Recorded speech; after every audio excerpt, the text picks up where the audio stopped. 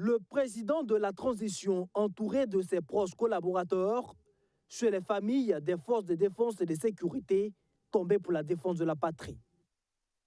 C'est une première symbolique, une manière de redonner du réconfort aux familles des combattants qui ont consenti le sacrifice suprême pour que le Burkina Faso continue de rester debout. Il s'agit aussi de dire à leurs proches et ayants droit que le pays ne les a pas oubliés.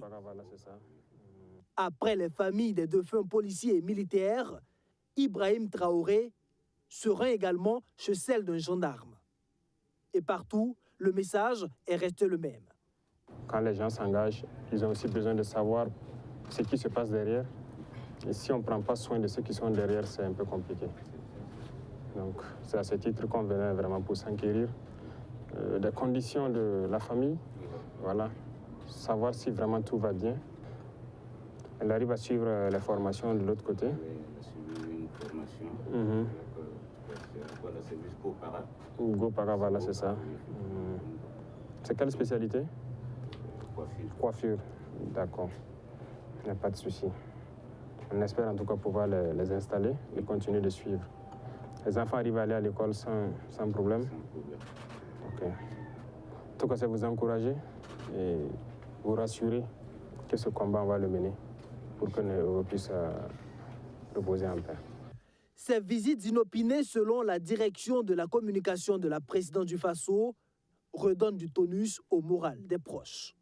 Vraiment, la visite nous réconforte, ça nous remonte le moral, sinon c'est pas facile. Mais si en tout cas on arrive à avoir une visite comme ça, un tel comme celui-ci, en tout cas ça nous réconforte et ça nous redonne le moral. Je n'avais jamais imaginé, je n'avais jamais cru que bon, un jour cela allait arriver.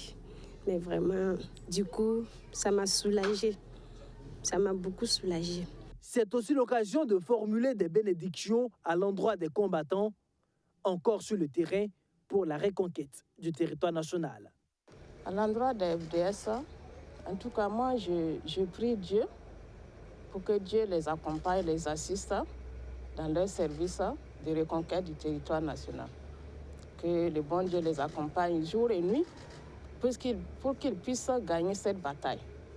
Tout en réaffirmant son engagement à conduire le pays à la victoire contre les forces du mal, le chef de l'État annonce la création en cours d'une agence basée à la présidence et qui aura pour mission de s'occuper des veuves, des orphelins des soldats tombés et des blessés.